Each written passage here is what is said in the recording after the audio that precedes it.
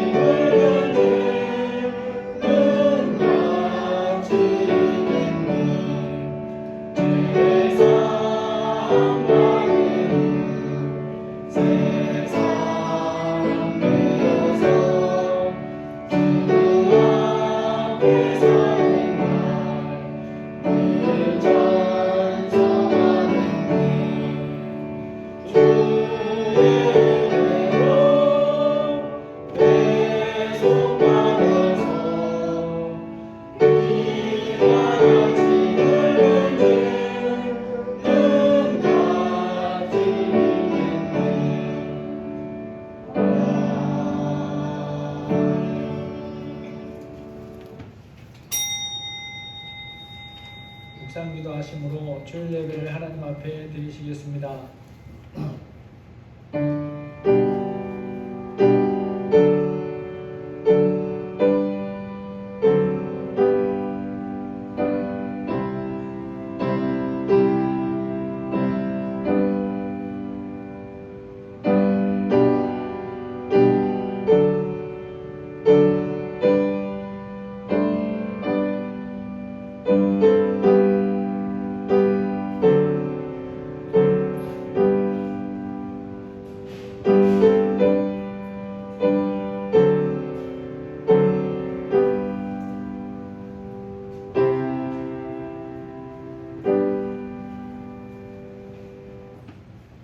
여호와여, 주께서 나를 살펴보셨으므로 나를 아시나이다. 주께서 내가 앉고 일어섬을 아시며 멀리서도 나의 생각을 밝히 아시오며 나의 모든 길과 내가 눕는 것을 살펴보셨으므로 나의 모든 행위를 익히 아시오니 여호와여, 내 혀의 말을 알지 못하시는 것이 하나도 없으시나이다. 하나님 아버지, 감사합니다. 우리의 모든 것을 사람보다 더 많이 아시고 더 정확하게 아시고 다 아시는 하나님 앞에 저희들이 예배하러 왔습니다. 저희들의 연약하고 미련하고 모자란 모습들을 가지고 왔사오니 불쌍히 여겨주시고 이 시간에도 예수님의 보혈로 깨끗하게 해주셔서 하나님을 기쁘시게 하고 하나님을 기뻐하는 예배가 되게 하여 주시기를 기도드립니다. 우리에게 들을 귀와 깨닫는 마음을 부어주시고 우리의 마음이 온전히 주를 향할 수 있도록 은혜를 더하여 주옵소서. 예수님의 이름으로 기도합니다. 아멘. 잠언 70장입니다.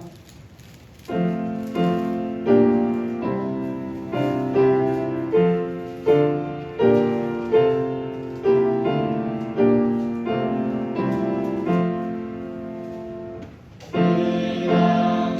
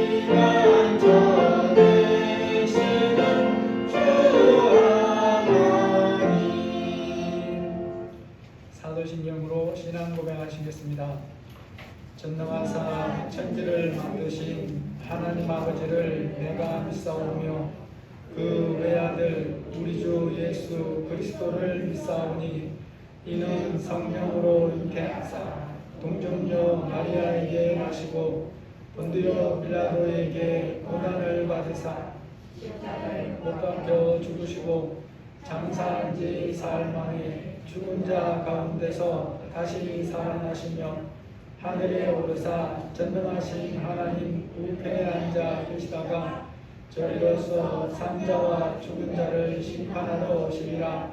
성령을 믿사오며 거룩한 공회와 성도가 서로 교통하는 것과 죄를 사하여 주시는 것과 몸이 다시 사는 것과 영원히 사는 것을 믿사옵나이다.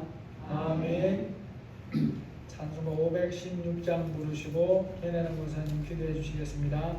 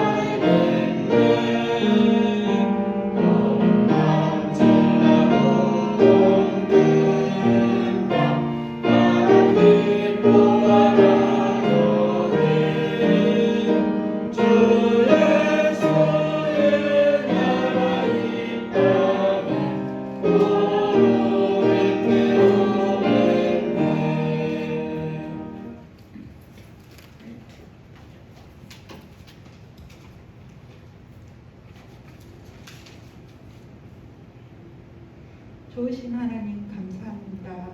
주의를 허락하시고 주님의 보호 가운데서 건강하게 주님께 예배드리게 하시며 감사드립니다. 영과 진리로 감사함으로 기쁘게 예배드리게 하옵시고 주님의 보혈로 정결하게 하시어 예배자로 합당하게 하옵소서. 주님, 이곳에 임재하셔서 우리가 드리는 예배를 받으시옵고 우리의 모든 감각, 신경 세포 하나가 주님께 반응하며 기뻐하는 예배되게 하옵소서. 주님, 우리의 연약하고 미련함을 용서하여 주옵소서. 주님께 순종하기를 원하면서도 주님의 말씀에 귀 기울이기보다는 때론 내 생각을 쫓을 때가 많았습니다. 우리의 마음을 아시는 주님, 불쌍히 여겨주시고 이스라엘 백성을 불기둥으로 구름기둥으로 인도하신 하나님, 우리들에게 말씀의 불기둥과 구름기둥을 허락하시어 분별하게 하시고 주님의 세밀한 말씀에 귀 기울이고 사모하며 순종하게 하옵소서. 우리의 바쁜 일상에서 하나님과 멀어지는 것이 아니라 하나님을 더욱더 가까이 하고 하나님을 찾는 우리 되게 하옵소서. 하나님, 코로나19의 변이로 거리두기에서 전파력이 잡히지 않고 있습니다.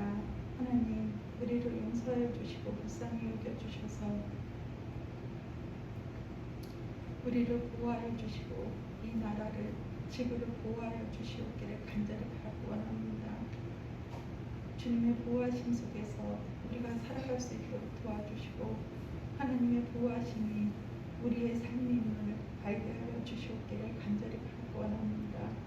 하나님, 우리의 자녀들을 불쌍히 여겨주시옵고 먼저 하나님을 찾고 기도하는 자녀되게 하옵소서.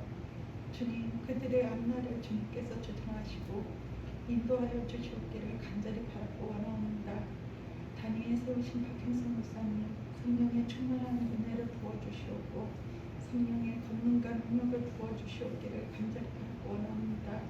영육간에 강건케 하옵시고 목사님의 입술을 통한 주님의 말씀이 이 시간 우리의 영이 회복되게 하옵시고 말씀을 기뻐하며 즐겨 순종하는 우리 되게 도와주시옵기를 간절히 바라고 원합니다. 내주하시는 사모님, 영육간에 가깝게 하옵시고 성령의 능력으로 감당케 하옵시기를 간절히 바라고 원합니다. 주님, 이 시간 우리의 예배를 받아주시는 주님 감사드리오며 예수님의 이름으로 기도드립니다. 아멘.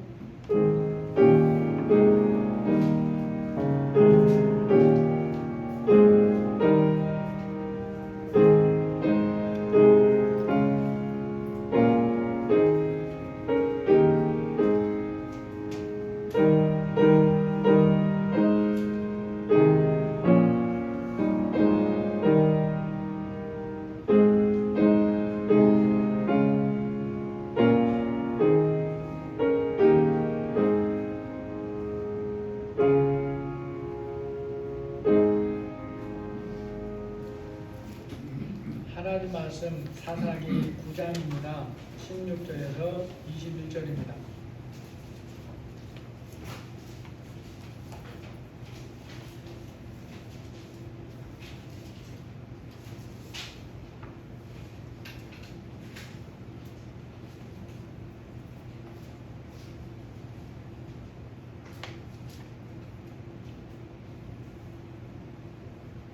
사사기 9장 16절에서 21절입니다.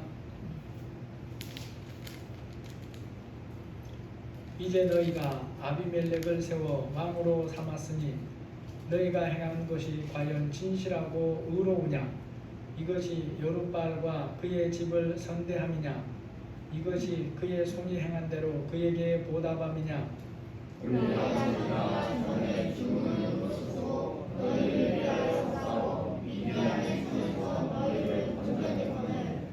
너희가 오늘 일어나 우리 아버지의 집을 쳐서 그의 아들 70명을 한 바위 위에서 죽이고 그의 여종의 아들 아비멜렉이 너희 형제가 된다고 그를 세워 세겜 사람들 위에 왕으로 삼았도다.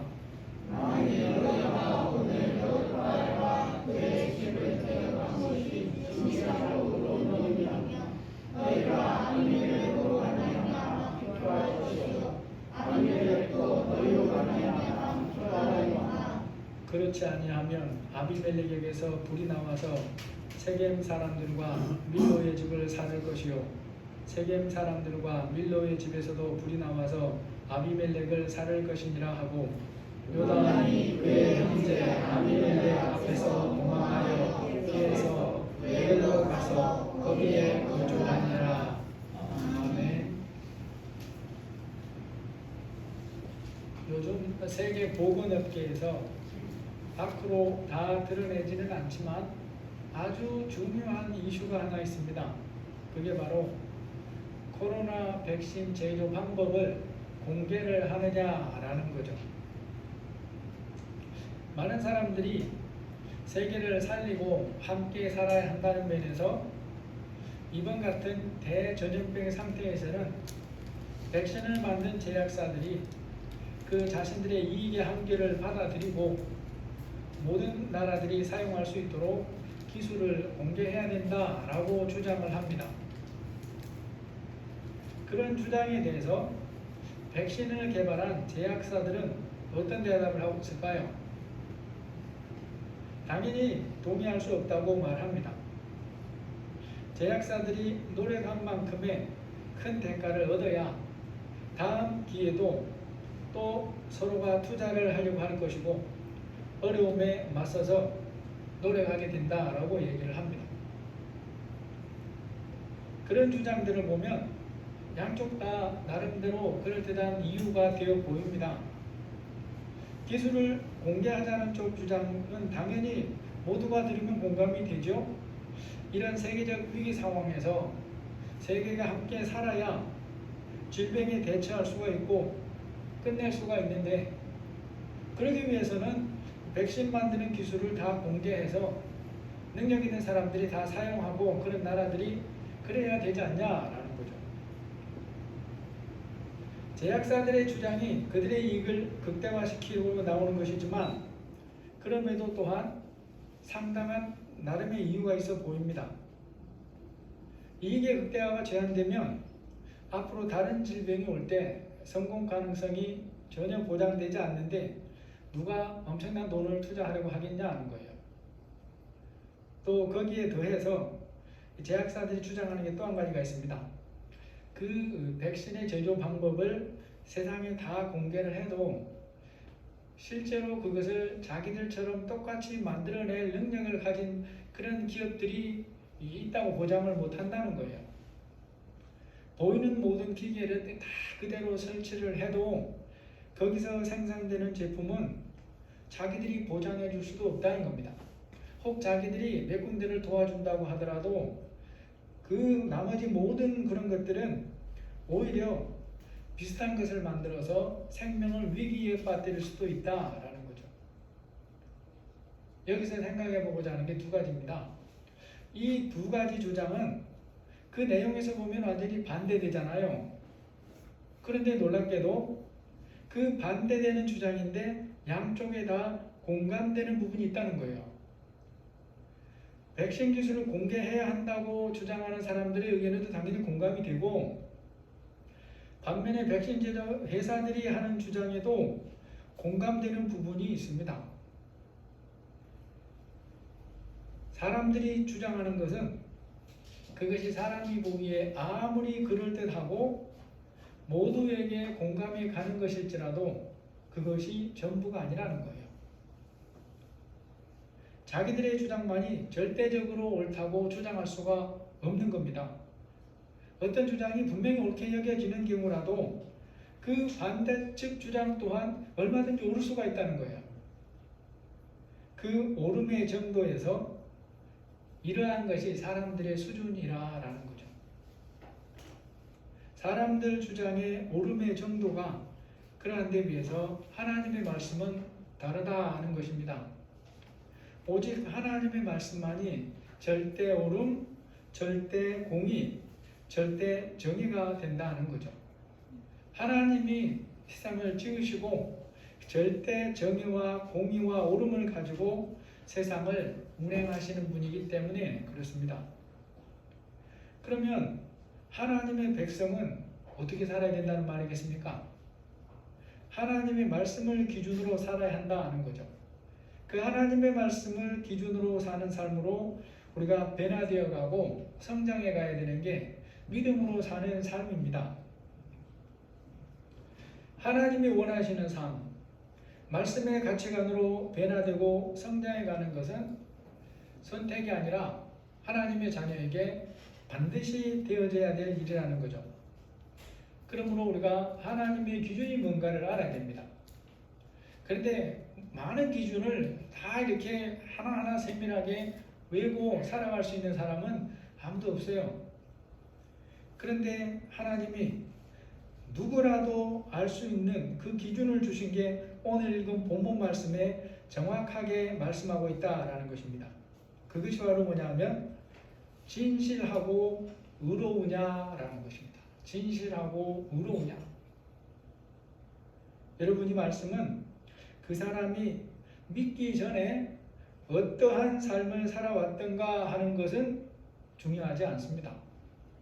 지금 믿은 이후에 그가 살고 있는 삶의 환경이 얼마나 나쁜가 하는 것도 변명이 될 수가 없어요.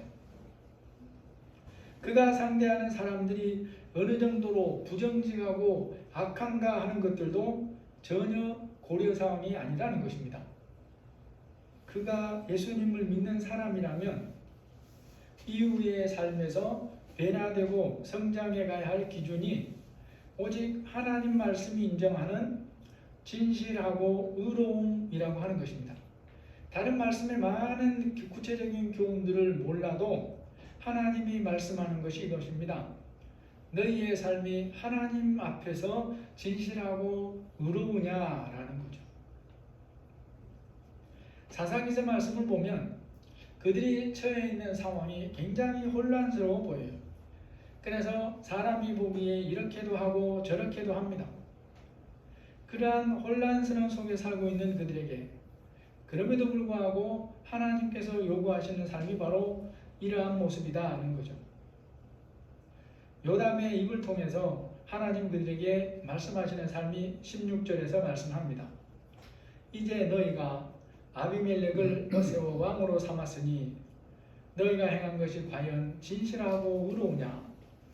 이것이 여룻바알과 그의 집을 선대함이냐?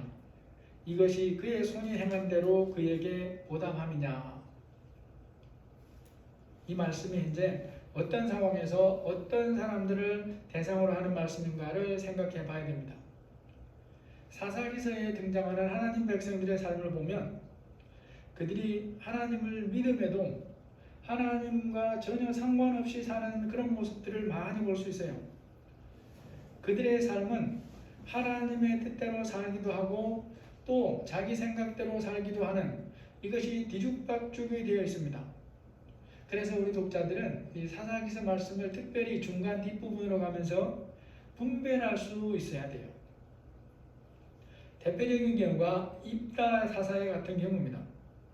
입다와 관련된 부분의 말씀을 살필 때 하나님 말씀 전체를 알고 살피지 않으면 그의 삶에서 어떤 부분이 잘못됐는지 혹은 어디까지가 잘못됐는지 이것을 분별하기가 쉽지를 않아요. 어디까지가 하나님 말씀에 비추어 합당하고 어느 부분이 그의 욕심으로 인해서 나온 것인지 이것을 알 수가 없는 겁니다. 예를 들어서 입다의 행동을 통해서 서원에 대해서 살필 수가 있는데 진짜 하나님의 뜻과 상관이 없는 것을 하나님의 뜻으로 잘못되게 알 수가 있어요. 거기에 더하여서 잘못된 서원이라도 일단 했다면 무조건 그대로 지키는 것이 하나님의 말씀에 맞는 것이 아닌가 그런 생각도 할 수 있게 만드는 것이 이 입다와 관련된 서원을 살필 때의 말씀이 그런 것입니다. 아주 분별을 잘해야 된다는 거예요.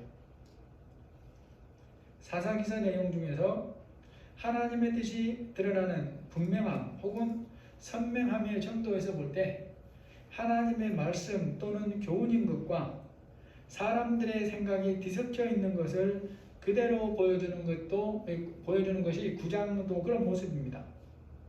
그래서 우리가 9장을 통해서 혼란하고 복잡한 오늘날 세상에서 하나님 자리는 우리가 어떤 분별력을 가지고 살아야 하는가에 대해서 아주 귀한 교훈을 배울 수 있다는 거죠. 9장의 내용을 간략하게 정리해보자면 여룻바알, 즉 여러분이 사상시대를 읽을 때 나오는 유명한 인물 중에 한 명인 기드온이 여룻바알입니다. 기드온이 죽은 후에 기드온의 첩이 낳은 아들인 아비멜렉이 세겜이라고 하는 곳에서 왕이 되는 내용이에요. 그 과정에서 아비멜렉은 자신의 외가가 있는 세겜에 가서 친척들을 동원해서 거짓말로 선동을 하고 세겜 사람들이 자신을 지지하도록 만듭니다. 그렇게 해서 세겜의 지지를 얻은 아비멜렉이 그들이 지원하는 돈을 받아서 건달들을 모아서 자기를 따르게 하고 그들을 이끌고 자기 아버지가 살았던 오브라에 있는 그 아버지 집으로 가서 자기 아버지의 형제들 70명을 한 곳에서 죽여버리고 자신을 지지하는 세겜 사람들로부터 왕으로 세워지는 내용이 9장 내용입니다. 그렇게 형제 70명이 아비멜렉에 의해서 한 곳에서 한 날에 죽임을 당하는 과정에서 기드온의 막내 아들 요담만 간신히 도망을 해서 생명을 구해요. 9장을 보면 하나님께서 요담을 통해 악을 행한 아비멜렉과 그를 따르는 세겜 사람들에게 저주를 선포하시고 실제로 그걸 집행하시는 그런 모습을 우리에게 보여줍니다. 이제 문제는 그러한 많은 일이 일어나고 있는 동안 어디서부터 어디까지가 하나님의 뜻이고 어떠한 부분이 아닌가를 말씀을 읽어도 분별하기가 쉽지 않은 거예요. 그 속에서 사는 시대 사람들은 더욱 그런 것입니다. 지금 대세를 따르면 아비멜렉을 따라야 되는데 이 아비멜렉이 하나님이 세우시는 사람인가 보다. 또 나중에 가다 보면 또 다른 사람이 등장해요. 이 사람을 따르는 게 하나님의 뜻인가 보다. 이렇게 하다가 뒤죽박죽이 되고 서로가 서로를 죽이는 것을 본다는 것이죠. 본문에 있는 9장의 말씀을 통해 주시는 귀한 교훈을 잘 살피려면 아비멜렉이 어떤 악을 행하는 자인가를 아는 것이 중요합니다. 그리고 그런 아비멜렉과 함께하는 세겜 사람들의 죄악은 뭔가를 보는 것도 중요하죠. 이러한 살핌을 통해서 우리가 오늘날 혼란하고 복잡한 세상에서 분별력을 기를 수 있습니다. 그래서 하나님의 자녀답게 진실하고 의롭게 살 힘을 얻고 기를 수가 있다는 거예요. 사사기서에서 아비멜렉에 대해 처음 언급하는 곳이 8장 30절 이하입니다. 기드온이라는 전체 자녀들에 대해서 언급하고 아비멜렉을 언급해요. 기드온이 아내가 많으므로 그의 몸에서 낳은 아들이 70명이었고 세겜에 있는 그의 첩도 아들을 낳았으므로 그 이름을 아비멜렉이라 하였더라. 아비멜렉을 살핌을 통해서 우리는 세상이 말하는 것과 하나님이 말씀하는 것이 어떻게 다르고 무엇이 옳은가에 대한 분별력을 길러가야 되는구나라는 것을 보게 됩니다. 자신이나 다른 사람을 보는 눈에도 세상이 아니라 하나님의 눈이 무엇인가를 알고 그렇게 변화되고 성장해 가야 된다는 교훈도 아주 중요한 교훈이에요. 왜냐하면 삶이라는 것이 자기를 어떻게 생각하느냐, 다른 사람을 어떻게 생각하느냐가 엄청난 영향을 미치거든요. 그래서 우리는 먼저 이 부분을 살펴볼 필요가 있습니다. 여러분, 세상 모든 사람은 자기 스스로의 의지로 자신의 외모나 부모나 사회적인 환경이나 지위를 선택해서 태어나는 사람은 한 사람도 없죠. 그러므로 그리스도인은 이런 부분에서 세상이 뭐라고 말하든지 하나님이 말씀하시고 가르치는 가치관을 가지고 자신을 봐야 되고 다른 사람을 봐야 된다라는 것입니다. 여러분, 그리스도인에게 있어서 이런 부분에서 하나님께서 사람을 어떻게 보시는가를 알아야 된다는 거예요. 모든 사람에게 이런 부분은 그 결정하신 분이 하나님이라는 것을 우리가 깊이 기억을 해야 됩니다. 사람이 아니라 하나님께서 그렇게 결정했다라는 거죠. 선아의 오빠가 덕교가 될 거라는 것에 대해서 선악을 결정했어요? 아니죠. 그럼 덕교가 결정했습니까? 아니잖아요. 누가 결정했습니까? 부모가 결정했습니까? 아니죠. 누가 결정했을까요? 하나님이 결정을 하신 거예요. 왜 그렇게 했는지는 우리가 몰라요. 하지만 모든 생명의 주인이신 하나님께서 그렇게 결정한 겁니다. 그래서 이제 잘 이해해야 됩니다. 사람이 태어날 때 만난 환경은, 다시 말해서 태어날 때 결정되어 있는 환경은 하나님이 결정하거나 또는 하나님이 허락하셨다라고 성경이 표현을 하고 있어요. 그러면 이런 부분에 대해서 좀 펴죠. 하나님을 믿고 아는 우리가 가져야 할 분별력과 태도는 어떠해야 마땅하겠습니까? 이걸 부인하거나 우긴다고 되는 게 아니고 하나님의 말씀을 받아들이는 거예요. 그래서 세상이나 사람들이 말하는 눈으로 보는 게 아니고 하나님의 눈으로 자신을 보고 다른 사람을 볼 수 있어야 돼요. 그래서 이런 부분을 가지고 사람을 차별하면 그것은 하나님 말씀에 반하는 것입니다. 이런 부분을 가지고 사람을 차별하지 않아야 돼요. 이런 부분을 가지고 교만하거나 자랑하지 않아야 되고, 반대로 이런 부분 때문에 자존감이 낮아질 필요도 없습니다. 날 때에 그러한 것은 주어진 것을 받아들이라는 것이 하나님 말씀의 교훈이에요. 그래서 우리가 아비멜렉을 볼 때에 이런 면에서 우리가 바르게 분별해야 됩니다. 아비멜렉이 첩의 자식이기 때문에 그가 잘못된 게 아니에요. 그가 어머니를 첩으로 하고 태어나고 싶어서 태어난 것이 아니라는 것입니다. 그래서 우리 말씀을 읽는 자들도 이런 면에서 아비멜렉을 비웃거나 차별하지 않아야 됩니다. 첩의 자식이라는 신분으로 그를 차별하는 것은 하나님의 뜻이 아니에요. 이런 면에서 우리 자신의 눈을 고쳐야 되고 또 다른 사람을 보는 우리의 눈을 고쳐야 됩니다. 그러면 아비멜렉이 무엇이 말씀에서 벗어나고 악을 행합니까? 아비멜렉의 악을 한마디로 말하면 욕심 때문에, 구체적으로는 권력욕 때문에 잘못된 방법을 사용해서 세겜 사람들을 자기 편으로 만들고 또 형제들을 죽이고 권력을 차지한다라는 거죠. 아비멜렉이 세겜에 가서 사용한 잘못된 방법이 뭔지도 우리에게 알려줍니다. 9장 2절에 보시면 청하노니 너희는 세겜의 모든 사람들의 귀에 말하라. 여룻바알의 아들 70명이 다 너희를 다스림과 한 사람이 너희를 다스림이 어느 것이 너희에게 나으냐. 또 나는 너희 고륙임을 기억하라 하니. 아비멜렉은 언제부터인지 모르지만 권력을 잡으려는 생각을 가졌어요. 그렇게 하기 위해서 가장 좋은 방법이 아버지인 기드온의 이름을 이용하는 것입니다. 그런데 문제는 아무리 생각해도 자기에게는 아버지의 이름을 이용할, 거기에 기댈 그런 능력이 없어요. 기드온의 아들들 중에 자기보다 잘난 사람들이 굉장히 많습니다. 그들과 경쟁해서 사람들로부터 자신이 월등하다고 인정받을 가능성이 없는 거예요.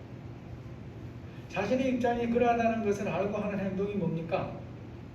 어머니가 살고 있는 세겜의 외가 쪽 사람들을 이용해서 다른 사람들을 자기 편으로 끌어들이는 거예요. 그래서 다른 모든 형제들을 모함합니다. 세겜은 아비멜렉의 외가 쪽 사람들이 살고 있는 곳이에요. 아비멜렉의 어머니와 그의 형제들과 친척들이 그곳에 살고 있습니다. 그곳에 찾아간 아비멜렉이 친족들을 모아서 하는 말이 뭐냐 하면 자신이 하는 말을 세겜 사람들에게 널리 퍼뜨리라 라고 하는 거예요. 그러면서 전해주는 말이 기드온의 아들 70명이 다 왕처럼 살려고 한다라는 소문을 퍼뜨리라는 것입니다. 이건 뭔 말인가 하면 그러한 일에 드는 모든 비용을 결국 너희들이 내야 될 것이다 라는 그런 뜻이죠. 그러면서 기드온의 70명의 아들들을 왕처럼 섬기면서 사는 것보다는 고륙이고 친족인 고륙인 아비멜렉을 섬기고 사는 것이 얼마나 큰 유의냐라고 모함을 하고 선동을 하는 거예요. 아비멜렉이 자기 어머니의 친척들을 모은 후에 그러한 말을 세겜 모든 사람들이 다 알 수 있도록 널리 소문을 내고 퍼뜨리라 라고 얘기를 하는 거예요. 여러분, 여기 우리가 얻어야 될 분별력이 중요한 부분이 하나 있습니다. 아비멜렉이 그의 형제 70명에 대해 퍼뜨리는 이러한 모함과 소문을 보면서 우리가 가져야 될 분별력 중에 아주 중요한 게 있어요. 그게 뭐냐면 사실을 볼 수 있는 눈을 길러야 된다라는 거죠. 여러분, 성경 어디에도 그들이 왕처럼 살려고 계획했다는 말씀이 없습니다. 그런 뉘앙스도 없어요. 이전에 기드온이 미디안 군대를 물리치고 큰 승리를 거두고 돌아왔을 때 이스라엘 백성들이 말합니다. 당신과 당신의 아들과 손자들이 우리를 다스려 달라. 그때 기드온은 그것을 거부했어요.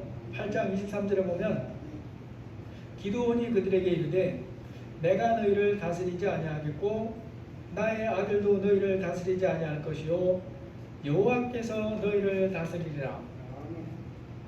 그런 기드온이 살았을 때는 물론이고 죽은 후에도 아들들 중에 누구도 왕처럼 되려고 하지 않았어요. 그럼에도 불구하고 아비멜렉은 형제들에 대해서 거짓된 소문을 퍼뜨려서 세겜 사람들의 마음에 커다란 부담과 압박을 주면서 흔들고 자신을 따르게 합니다. 여러분, 우리가 하나님 보시기에 진실하고 의로움을 실천하면서 사는 삶은 어디에서부터 시작될까요? 뭔가를 분별할 때 사실을 바탕으로 분별하는 노력을 실제로 해야 돼요. 가능한 안에 설지라도 사실이 무엇인가를 확인하기 위한 노력을 해야 되는 것입니다. 말만 듣고 기사만 보고 누가 뭐라고 하더라 이 말 옮기는 것은 잘못하면 범죄에 동조하는 거예요. 여러분, 지난 1년 동안 미국의 사람들이 가장 많이 귀를 기울인 관련 각종 뉴스를 빅데이터로 분석을 했는데 가짜 뉴스, 거짓 뉴스에 클릭한 것이 진짜 뉴스에 클릭한 것의 6배가 됐어요. 6배가.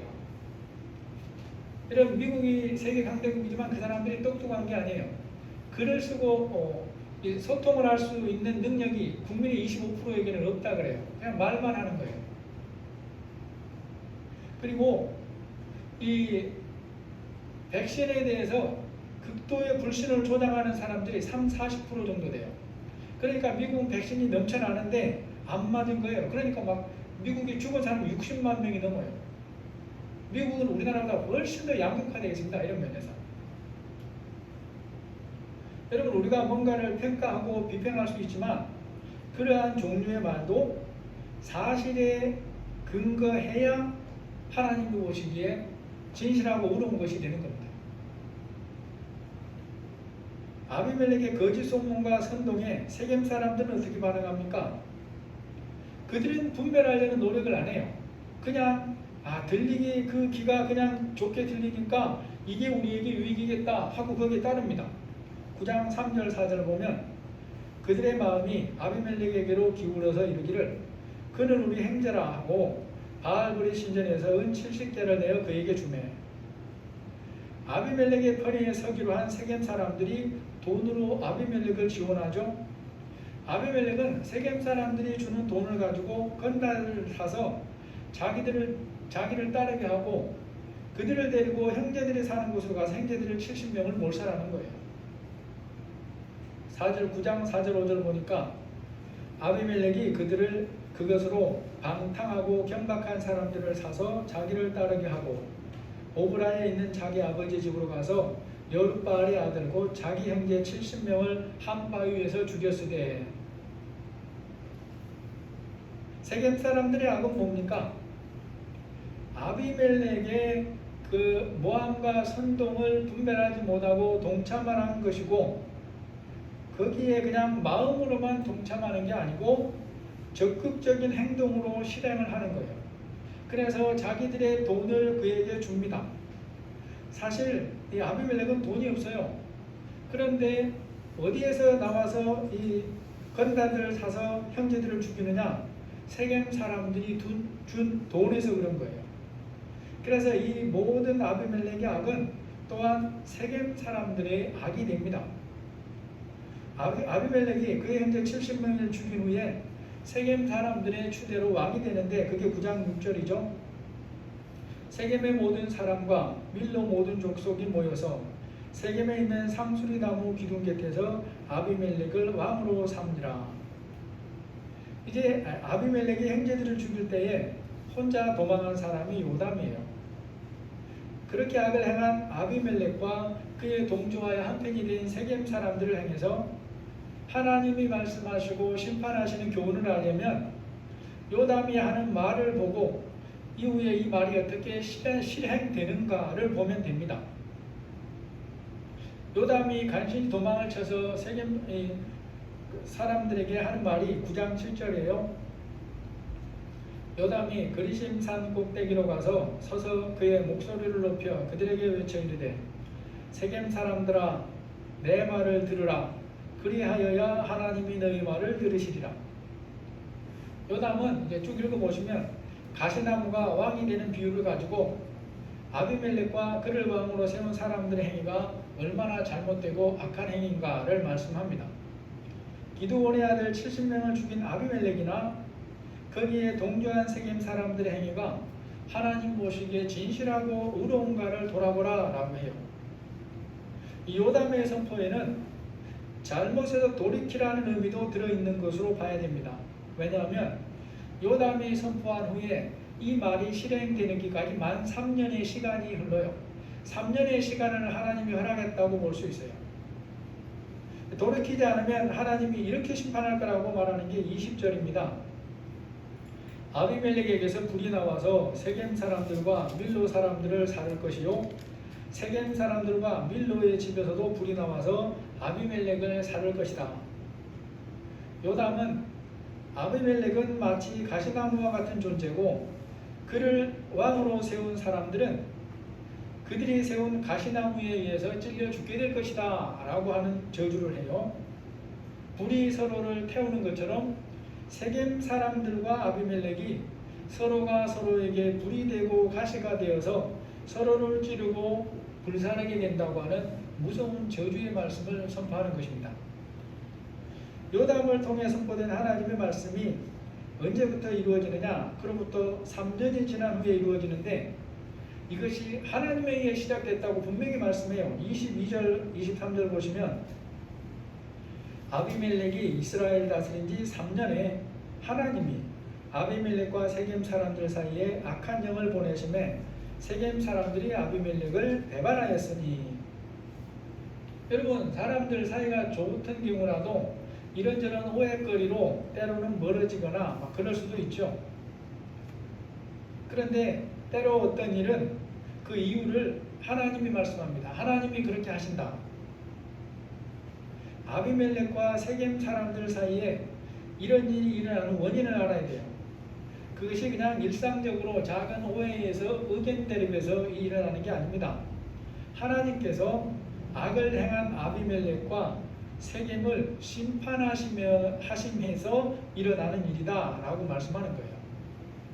이 일이 하나님의 심판임을 반복합니다. 9장 24절에 보시면 이는 여룻바알의 아들 70명에게 저지른 포악한 일을 갚되 그들을 죽여 피 흘린 죄를 그들의 형제 아비멜렉과 아비멜렉의 손을 도와 그의 형제들을 죽이게 한 세겜 사람들에게로 돌아가게 하심이라.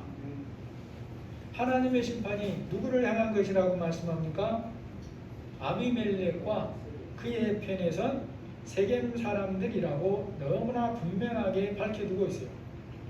아비멜렉만 심판하는 게 아니고 그와 함께하면서 돈으로 지원하고 결국에는 그를 왕으로 세우기까지 한 세겜 사람들을 심판한다라고 말씀합니다.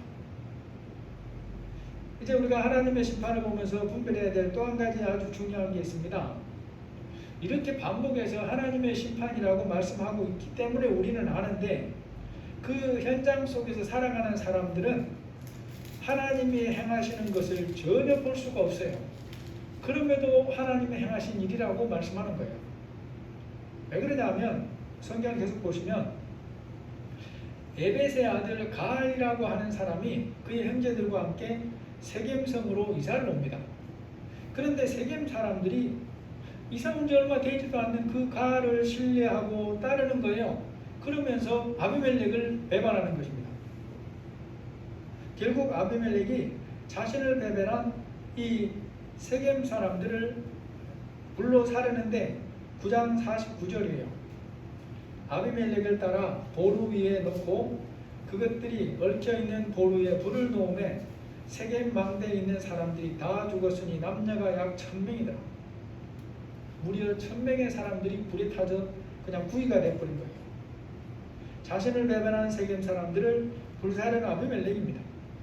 그리고 그 곁에 있는 성도 배신을 했는데 그게 이제 데베스라고 하는 곳인데 역시나 그곳에 가서도 그렇게 불살아 버리려고 시도를 하는데 그곳에서 아비멜렉이 이런 비참한 모습으로 죽어요. 한 여인이 맷돌 윗짝을 아비멜렉 머리 위에 던져 그의 두개골을 깨뜨리니, 그러니까 결국 이제 자기가 자살해 버립니다. 악을 행한 아비멜렉과 그를 도운 세겜 사람들의 결말을 9장 56절에서 보면 하나님이 말씀하고 있어요.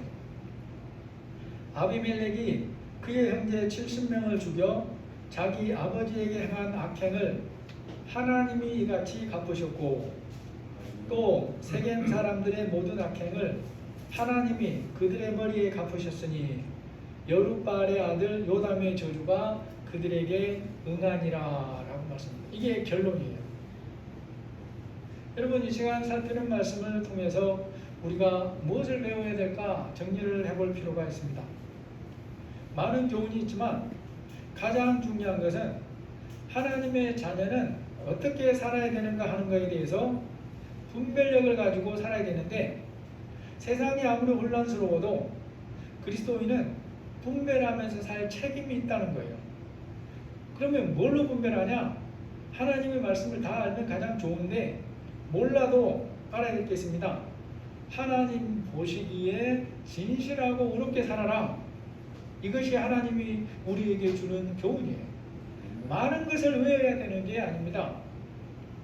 하나님 보시기에, 그러면 이걸 모르면 하나님이 우리 안에 주신 양심을 따라서 양심이 가르치는 것을 소중히 여기면서 진실하고 의롭게 살아라고 적용하면 돼요. 그 다음에 말씀이 성장하면서 양심은 말씀 아래 있기 때문에 말씀이 가르치는 대로 진실하고 의롭게 살아라 라고 말씀한다는 거죠. 이렇게 바르게 분별할 때에 사실을 알려고 하는 노력을 해야 됩니다. 기사를 보니까 그렇더라, 누가 말해주니까 그렇더라, 이게 변명거리가 될 수 없어요. 그게 맞으면 다행이지만 틀리면 그 책임을 누가 져줍니까? 아무도 안 져줘요. 그런다고 해서 우리가 어디서 화재 사건이 났는데 그것을 가서 현장에 알아보고 그러라는 게 아니에요. 쉽게 말해서 크로스 이렇게 체크를 통해서 이쪽에서 말하고 저쪽에서 말하는, 혹은 이 언론에서 혹은 저 언론에서 말하는 것들을 나름대로 보면서 균형감을 가지고 이렇게 분별하는 노력을 해야 돼요. 그래야 하나님의 눈을 가지고 분별할 수 있는 것입니다.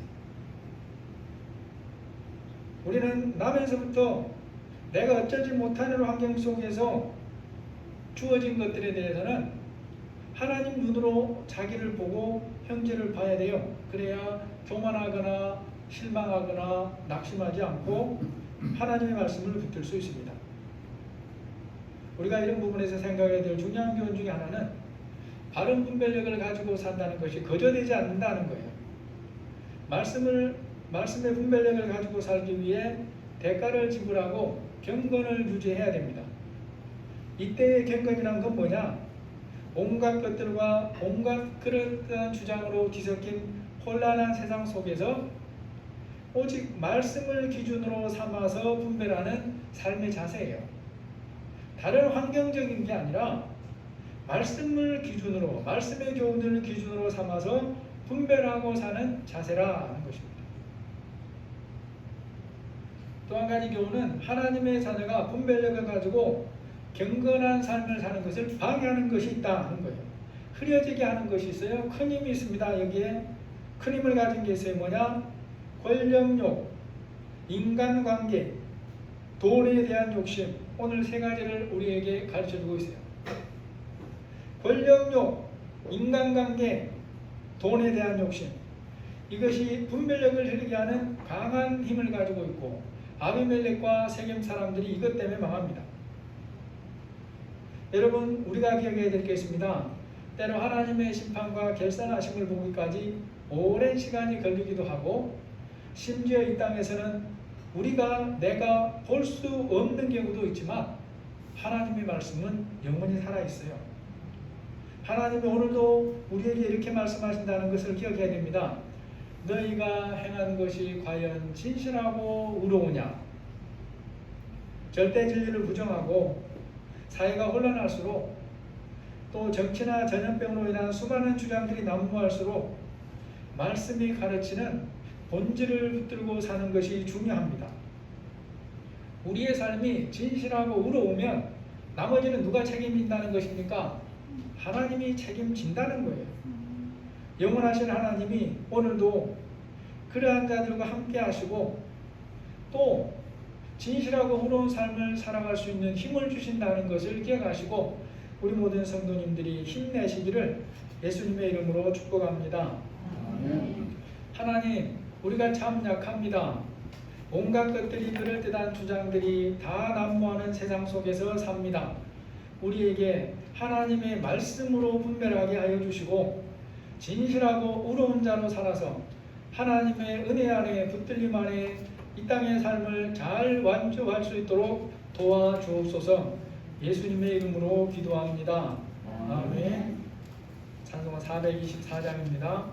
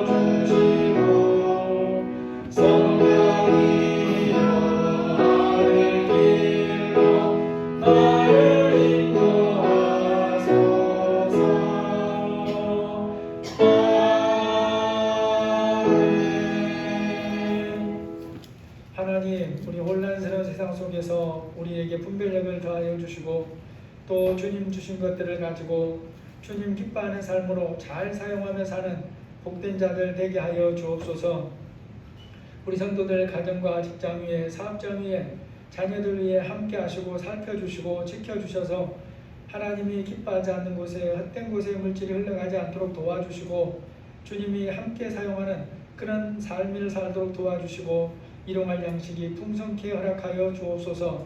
아버지 하나님, 또 다음 주간에는 추석이 있는데 우리 성도들 가정마다 주님이 지키시고 질병으로부터 지키시고 사고로부터 지켜주시고 주님 안에 은혜로운 시간들 되게 하여 주옵소서. 예수님의 이름으로 기도합니다. 아멘. 오늘 주보 보시면 좋은 소식이 있습니다. 저는 이런 소식을 언제 해볼까 라고 했는데 이런 소식을 광고할 때가 이제 왔습니다. 성은이가 결혼을 하는데 10월 2일 오후 2시입니다.